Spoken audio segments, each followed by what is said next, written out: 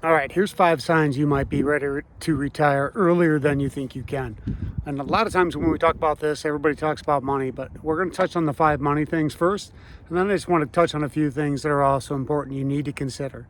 All right, so the first thing you need to think about is it's not so much how much income you have saved, but it's also about where that money is going, when it goes there, and why it goes there. Is it going out for rent, utilities, etc.? Because even though you're saving, that money's got to get spent on those things later. And you need to understand what your expenses are now so that you can plan for that better then. All right, so number 2, you need to think about what your true expenses are that are going to be left. Are you going to be debt free? Are you going to have a mortgage payment? Are you going to have car payments? Are you going to have credit card debt? Do you still have student loans that you're helping your kids pay off? A lot of those things don't get factored in very well, and then people end up not having enough money for retirement. I see a lot of clips online and a lot of things online where people are going, if I have $200,000, is it enough to retire? If I have $500,000, is that enough to retire? If I have $2 million, is it enough to retire at 55? Listen, folks, math is math, okay? If you have enough to cover your expenses for 20 to 30 years in your funds, then you can retire. That's every time I looked up at all these things, that's generally the issue that people have, and generally where a certified financial planner will tell you to go. And again, I'm not a financial planner, I'm not a money expert, I'm just using basic math. If your money and your income are more than your expenses, that will give you an idea how long it lasts. So if your expenses are $5,000 a month and you have $7,000 a month coming in to spend, then you can cover all your expenses. You are not in debt for it. You're not house poor and you're not car poor. You're on track. Now, if that's what it's going to cost you to live every month for $5,000 a month at $60,000 a year, how many years do you have that in your savings of income now? If you have, let's make easy math. If you have $600,000 and you spend $60,000 a year, then you have 10 years of income in your accounts.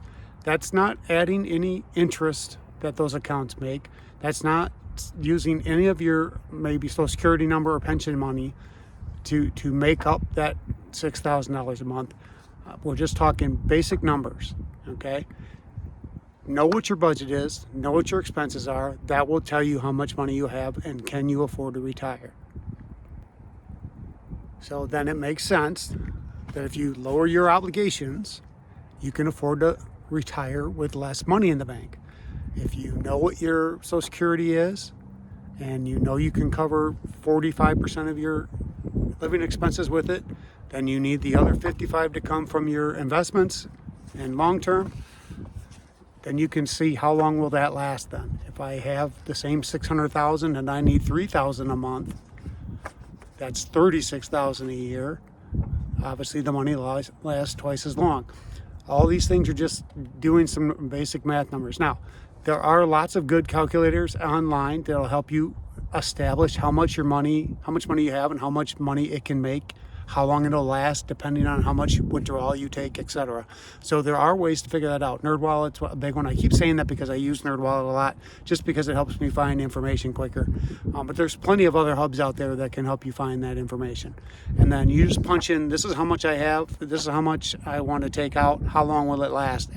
And it'll give you a calculation based on how much interest you expect you're going to make. So if you just say I'm going to make 5% on it for the next 10 years, it'll give you a number and say, yeah, your $100,000 will last this long. Okay? All right, moving on. The next thing you need to know is, are my funds stable and do I have access to them? You can't retire early if you can't get to your money. And we talked about yesterday's video about the rule of 55, which it was brand new to me. So if you want to use the rule of 55 and you are 55 or older, then you have access to your money. Is it enough? And do you have enough money, let's say, if you wanted to leave at 55, that it will last you through the rest of your life? That's a number you need to figure out. And if you have that, then it might be time for you to go. If I wasn't bound by the time restraint of my 30 and out pension, I would be gone already. Okay, so you need to consider what's going to work best for you and will the money last. And you want to have access to that money. You can't just say I've got it, but you can't get to it. Just like having your house paid off is great, but it's not liquid. So I personally was glad to sell the house because now my money was liquid. And yes, I will always have rent for now anyway, but that situation can always change. But I won't have a house payment or maintenance or insurance for a house, etc. Those things have gone away. So to me, it was a financial wash. All right, next thing we need to know is, are your investments diverse enough that you're not impacted by these sudden market changes? There's a lot of them going on right now. As you get older, you should move to a safer blend of stocks and investments and bonds, etc. The certified financial people know the lingo better than I do. But yes, you need to. It's nice to be in safer markets and safer investments so that you don't have to worry about the market every time it flashes its pants, because that's what's happening right now a lot. Okay, and number 5, last and not least, you need to consider all the sources of income you have. And if you have multiple sources, and consider, you can add all those together and see, okay, am I diverse that way financially? And am I willing to get work if I need to? Etc. Let's look at the number and say, okay, you have Social Security, you have pension, you have 401k disbursements, you have your minimum withdrawals you'll have to take at some point. For guys my age, it's going to be 75 is when the minimums start. Does your spouse have an income? Does she have Social Security benefits to kick in as well? Are you going to work part-time just for some walking around money? All those things matter. If you have multiple sources of income to work with as well, and all those incomes cover all your debts and cover your lifestyle that you want to achieve, it might be time for you to retire. Hope this hits home for you. Thanks for watching. See you next time.